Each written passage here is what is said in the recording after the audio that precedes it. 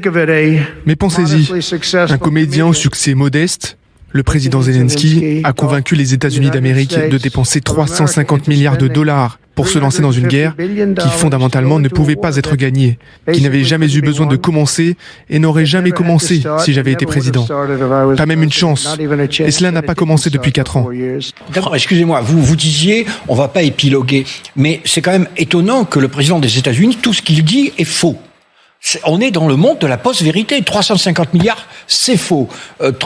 Il a déclenché la guerre, c'est faux. Vous voyez, on est là vraiment. Et je comprends que lorsque vous êtes un président français ou le Premier ministre britannique ou je ne sais pas qui, en face du président, moi je l'ai vu, quand vous êtes en face de cet homme qui vous assène des contre-vérités, je me rappelle un entretien avec le président de la République où il lui dit « Mais pourquoi tu manges pas des OGM ? Nous, on le fait et on a une meilleure espérance de vie que toi. » Et l'espérance de vie des Américains est de 5 ans de moins que celle des Français. Donc il était là face à Emmanuel Macron. Oui.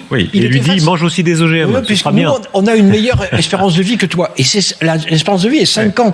C'est 84 pour les Français, 79 Par curiosité, que lui a répondu Emmanuel Macron ? Rien.